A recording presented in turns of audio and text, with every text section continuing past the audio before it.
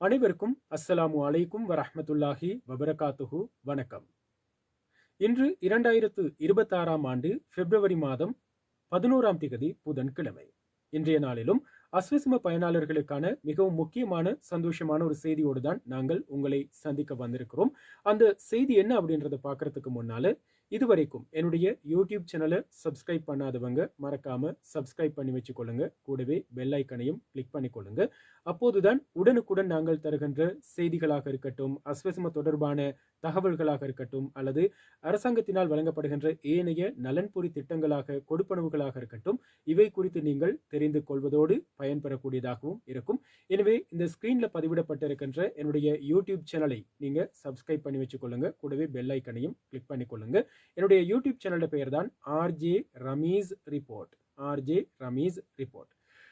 கடந்த 9ஆம் திகதி திங்கட்கிழமையும் இதே போன்ற ஒரு நற்செய்தியை நாங்கள் எங்களுடைய அஸ்வசும பயனாளர்களுக்கு வழங்கியிருந்தோம். அதாவது பிப்ரவரி மாதத்துக்கான அஸ்வசும கொடுப்பனவுகள் முதலாம் மற்றும் 2ஆம் கட்ட பயனாளர்களுக்கான கொடுப்பனவுகள் 7ஆம் திகதி முதல் அவரவர்களது வங்கி கணக்குகளில் வரவு வைக்கப்பட்டிருக்கிறது அப்படின்றத நாங்கள் உறுதிப்படுத்தி உங்களுக்கு சொல்லியிருந்தோம். உரிய ஆவணங்களோடு உங்களுக்கு உறுதிப்படுத்தி சொல்லியிருந்தோம். அதே போல சொல்லியிருந்தோம், இந்த வார இறுதியில் நீங்கள் இந்த தொகையை வங்கிகளில் இருந்து மீள பெற்றுக்கொள்ளக்கூடியதாக அல்லது விட்ரோ பண்ணிக்கொள்ளக்கூடிய வாய்ப்பு இருக்கிறது அப்படின்னு சொல்லி, அந்த வகையிலே இதனை உறுதிப்படுத்தும் வகையில் நேற்றைய தினத்தில் பல வங்கிகளில் இருந்து எங்களுடைய பயனாளர்களுக்கு SMS அல்லது குறுந்தகவல் வந்திருக்கிறது. நாளை முதல் நீங்கள் இந்த பணத்தை மீள பெற்றுக்கொள்ளலாம் என்று. இன்னும் ஒரு சிலருக்கு இன்றைய தினத்தில் SMS வந்திருக்கிறது. அதே போல இன்றும் நேற்றும் வராதவர்களுக்கு நாளை தினத்தில் பெரும்பாலும் காலை 10 மணிக்கும் 12 மணிக்கும் இடையில் பெரும்பாலும் உங்களுக்கான SMSகள் கட்டாயம் வரும். எனவே யாரும் அச்சப்பட தேவையில்லை. இதுவரைக்கும் எனக்கு SMS வரல அப்படின்னு சொல்லி. இது முதலாம் மற்றும் 2ஆம் கட்ட பயனாளர்களுக்கு பொதுவான ஒரு செய்தி.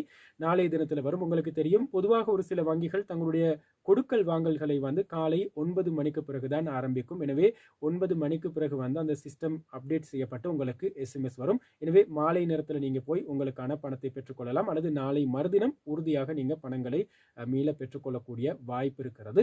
அதே போல நிறைய பேர் சொல்லியிருந்தாங்க, நாங்க முதலாம் கட்ட பயனாளர்கள் சொல்லியிருந்தாங்க, நாங்க புதிதாக தகவல்களை என்டர் பண்ணியிருந்தோம், வழங்கி இருந்தோம், அதுக்கு பிறகு சிஸ்டம்ல அப்டேட் பண்ண விடல, இதுக்கு பிறகு எங்களுக்கு அஸ்வசும கிடைக்குமா இல்லையா அப்படின்னு சொல்லி இந்த தகவலை நாங்கள் ஏற்கனவே உங்களுக்கு சொல்லியிருந்தாலும், அவ்வாறு புதிய தகவல்களை வழங்கியவர்களுடைய வீடுகளுக்கு அந்த தகவல்களை சரிபார்ப்பதற்காக, உறுதி செய்து கொள்வதற்காக எதிர்வரும் 15ஆம் திகதியிலிருந்து நலன்புரி நன்மைகள் சபையின் உத்தியோகத்தர்கள் அல்லது அஸ்வசும உத்தியோகத்தர்கள் கள விஜயம் மேற்கொண்டு வீடுகளுக்கு வர இருக்கிறாங்க. வீடுகளுக்கு உங்களுடைய தகவல்களை சரிபார்த்து உறுதிப்படுத்திக் கொள்ள இருக்கிறாங்க.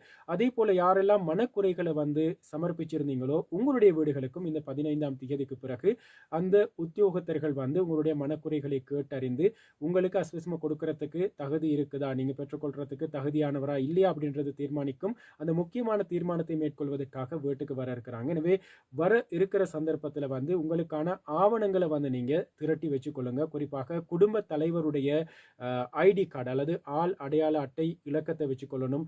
QR இலக்கம் அல்லது ஹவுஸ் ஹோல்ட் இலக்கத்தை நீங்க கட்டாயம் வச்சிருக்கணும். SMS வர்றதுக்காக நீங்க கொடுத்திருக்கிற அந்த தொலைபேசி இலக்கம், அதே போல உங்களுடைய மாத வருமானத்தை உறுதிப்படுத்திக் கொள்வதற்கு தேவையான ஆவணங்கள் இருப்பின் அந்த ஆவணங்களை வச்சுக்கொள்ளுங்க. வீட்டில் 18 வயசுக்கு மேற்பட்ட எத்தனை பேர் இருக்கிறாங்களோ அவர்கள் அனைவருடைய ஐடி கார்டு டீட்டெயில்ஸ் அல்லது முழு பெயர், ஐடி இலக்கம், இப்படியான விஷயங்களை திரட்டி வச்சுக்கொள்ளுங்க. ஏன்னா அலுவலக நாட்களில் தான் வர போறாங்க.